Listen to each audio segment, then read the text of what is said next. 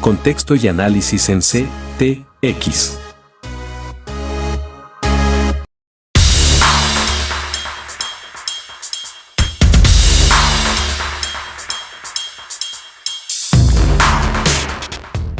Como parte del proceso de negociación que adelanta el gobierno con el Ejército de Liberación Nacional, el pasado 8 de julio Gustavo Petro firmó la resolución 194 que actualiza el decreto que fija el marco del acuerdo de cese al fuego con el grupo terrorista.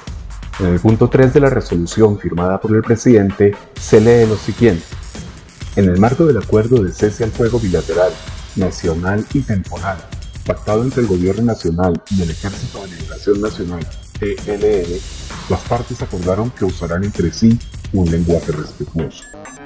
Además, ordena a las autoridades del Gobierno Nacional a que en el marco del cese al fuego tengan en cuenta que las partes actuarán bajo el marco de un proceso de paz y usarán lenguajes de desescalamiento del conflicto armado.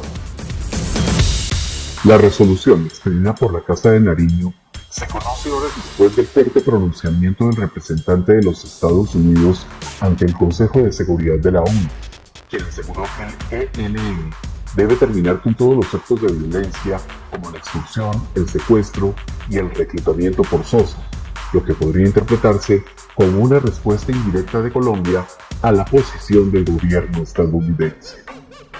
Sigue trabajando en el alto el fuego de 6 meses. Todavía se deben tomar medidas para perfeccionar los protocolos y que el alto el fuego tenga lugar realmente a partir del 3 de agosto.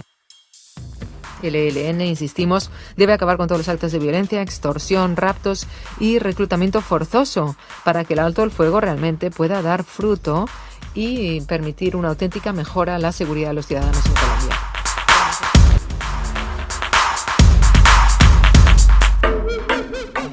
La orden de desescalar el lenguaje o desarmarlo como una forma de generar un ambiente de paz ya se había presentado en Colombia.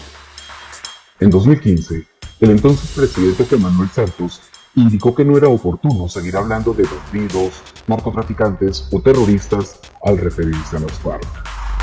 Lo primero, diría yo, que sería desescalar el lenguaje.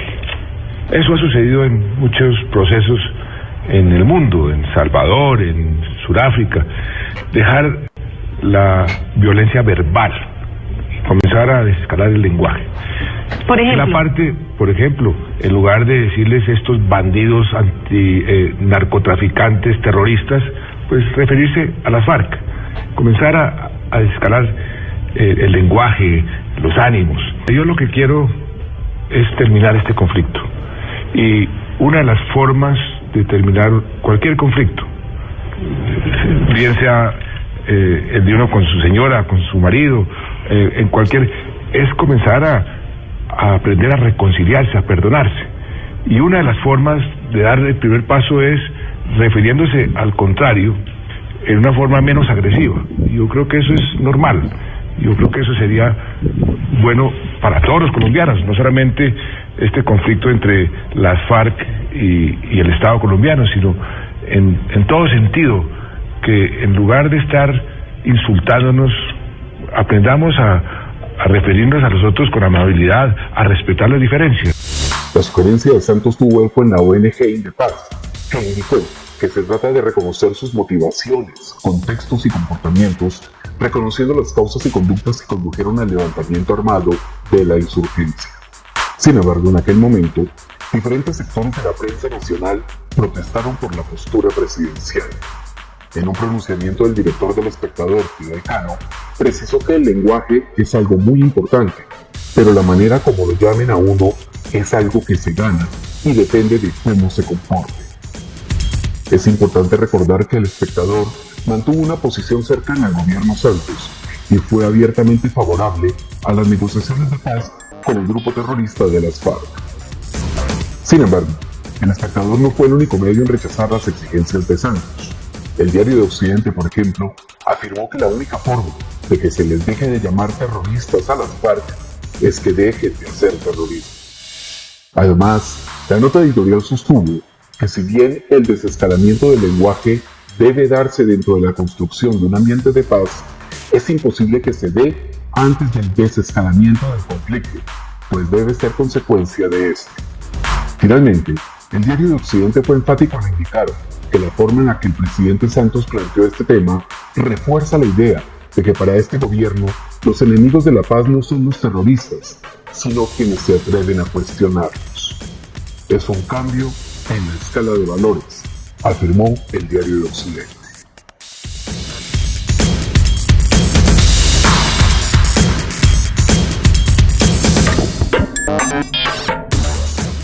Cuando Juan Manuel Santos pidió desescalar el lenguaje, muchos aseguraron que para el presidente el problema era lo que decían los colombianos de las FARC y no lo que las FARC les hacían a los colombianos.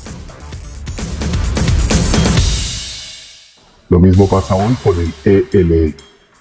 La decisión de Petro de tratar como hermanitas de la caridad a quienes asesinan, reclutan y secuestran ha sido rechazada por ciudadanos y líderes de opinión, quienes cuestionan la mentira que subyace al tratar a los terroristas del ELN como ciudadanos rebeldes que optaron por las armas y que se financian con retenciones e impuestos a los cultivos ilegales. Sin embargo, en la actualidad, Gustavo Petro y su círculo más cercano han escalado las agresiones contra diferentes sectores de la nación, como la prensa libre y la clase media, en un esfuerzo desesperado por ubicar a algunos personajes de la vida nacional como enemigos del pueblo y de la paz, estrategia promulgada por Joseph Goebbels y que se conoce como el principio del enemigo único. Así las cosas, la forma camorrera del presidente contra sectores de la sociedad civil, desarmados y cumplidores de la ley, contrasta con la actitud apaciguadora que Gustavo Petro quiere instituir en el país. Mientras a los periodistas los etiqueta con adjetivos de toda índole, al grupo terrorista ELN lo tratará con guantes de seda, y ya el gobierno no los llamará ni criminales, ni narcotraficantes, ni asesinos, ni secuestradores, sino rebeldes cuya causa, al parecer, les otorga autorización para delinquir sin que sean etiquetados por sus actos de barbarie.